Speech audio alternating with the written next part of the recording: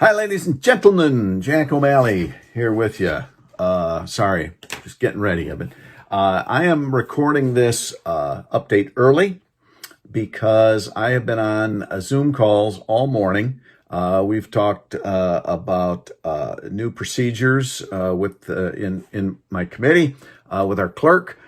This morning, what else did we do? We talked railroads. I met with county chairs, and also I recorded an interview that will air on Monday in this slot with Representative Ann Boleyn. Ann is from the 42nd District. She is a former local clerk.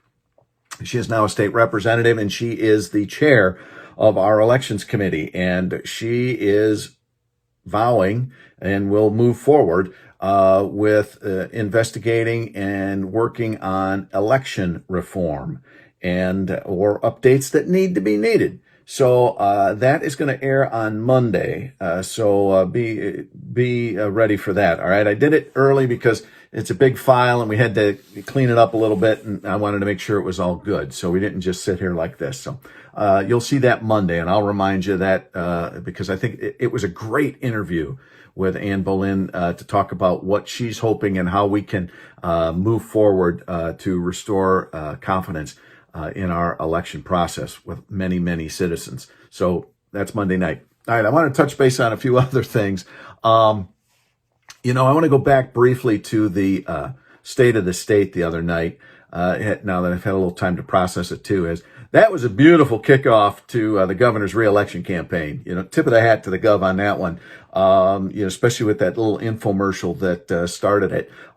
It was a slick use of the maneuver. But one of the things that really I want to touch base on here to start with, we came out, the Republican legislature came out, the appropriations chair, Thomas Albert, came out with a plan on Wednesday, just prior, saying, hey, we got $6 billion in federal money. The governor has got a budget that spends all of it.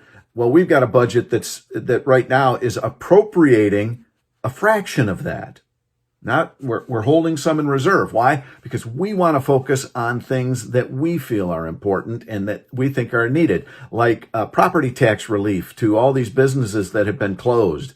Why can't we put money into the unemployment fund as opposed to screwing those businesses that have had to lay people off through no fault of their own, and our unemployment pot is shrinking. Now, I've had some people say, well, Jack, you're only worried about the businesses. What about the workers? I get that.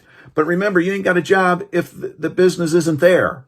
All right. So this is a chicken and the egg kind of thing. And we do have monies in there for the unemployment fund so that there is money there and some other things. I'm not going to go into it all. We've also got money to help this summer with summer school because we all know our kids are falling behind. There's no way around it. So we do have money there. But the governor is saying, don't do that. You're hurting us. No, we're holding control. We're not saying you're never going to get this money. What we're saying is, sit down at the table. Let's talk about how we spend this money, as opposed to you just telling us how to spend it. Remember, she kept using the word bipartisan, bipartisan, bipartisan, bipartisan. There was no bipartisan. When she even said the bipartisan budget bills, remember the 147 vetoes and the administrative changes that she made? That's when all of this really started, when she decided to cross her arms and just be this way. So there was one comment out there, someone, I won't comment who they are, but it says, this is critical school funding that they're holding hostage. No, we're not holding it hostage. We're holding it so we can have a common sense discussion and a bipartisan discussion. So when you hear people saying that we're holding things hostage, I say boo on that. All right? We're not. We're saying come to the table and talk. Yesterday, I was in the oversight committee, and we're talking about fall sports or sports starting back up. Now, I think this is massive because, bear with me here for the example, nursing homes and sports, both important, don't get me wrong, but the elderly and the isolation, that's tough. There's a lot of issues with sports. But the key is sports are real life in that regard. And I think that the governor has this is high school sports could be the, in the Jenga game when you pull out the little thing, everything falls down. High school sports could be it because this makes no sense, locking down our sports. All the other states have high school sports with protocols in place. But Michigan is the only sport that says if you're going to compete, you got to wear a mask. All the others are like, nah, you're okay. Don't wear a mask. The high school sports ban is massively dumb. And the leader of the Let 'Em Play organization used state data, I guess, that in the fall they did 30,000 tests on our state athletes. And they had a 99.8% negativity rate. These kids know that they don't want their season scuttled, so they're staying home. They're doing everything they're asked because they don't want to be the guy or the gal who brings the COVID into the team that shuts down, right? These kids are doing everything that's asked of them, and yet they get squashed. Why? Science and data, science and data. Swag, scientific wild ass guess. So I'm thinking, I'm listening to these parents, I'm listening to these kids. There is no defense, zero defense of keeping winter sports locked down. None. Governor Whitmer, you gotta open them up. I think this could be the straw that broke the camel's back, that shows people how unbalanced, how ridiculously unfair Michigan and our governor has been in our COVID response. Now, someone could say, Jack, you want people to die. No, I don't. We've been at this now almost a year. We get it. We understand. People are being smart. Let them have the opportunity. Let the restaurants are opening on Monday. Great. But you got them at 25%. Other states are doing fine. It's ridiculous. So I'm just commenting. Open up the sports. Let them play, Governor. But you know what? If this becomes the straw that breaks the camel's back, I'm all for it. Because people have to start realizing our governor is out of balance. She's out of whack. One could say she's whacked. We want to keep people safe. Well, of course we want to keep people safe. Governor, actually, I want everyone to die. How stupid is that? Come on. You know what I'm saying. All right. Here's another one. This goes back a while.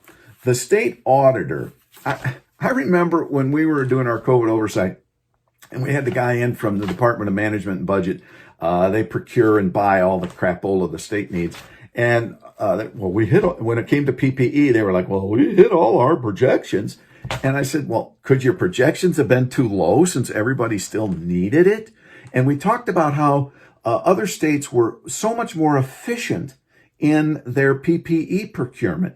We had people come in and testify to the fact that they had one person or one department to go to, and they were selling millions of PPE to people. But in Michigan, you could contact them and you never hear anything. Never again. There were all kinds of problems with our PPE procurement, but the state was like, well, we hit our projections. The Auditor General looked at Department of Management and Budget, Technology Management and Budget, and found multiple problems with their procurement, some of which was they spent millions on stuff that never arrived. Now, granted, I'm going to try to be a reasonable guy. It was the early stages of a pandemic. Everybody's rushing around. There's going to be some mistakes made on those sorts of things. I get that, and I'm not here. But my point is, we heard testimony from people who were selling to other states or were in this state trying to talk to the state of Michigan, and they couldn't get through. This is just another example, not necessarily that they couldn't get the PPE, that we had no plan, we had no emergency management plan how to do any of this stuff. And that's part of the Auditor General's report here is they didn't know, they weren't prepared for it. Well, that goes back to my whole emergency management discussion, which we'll have for another day. But I find this interesting. Our COVID Oversight Committee brought this problem out back then. The Auditor General is confirming it. All right, I'm going to keep rolling here. What have I got? I talked about Ann coming in on Monday.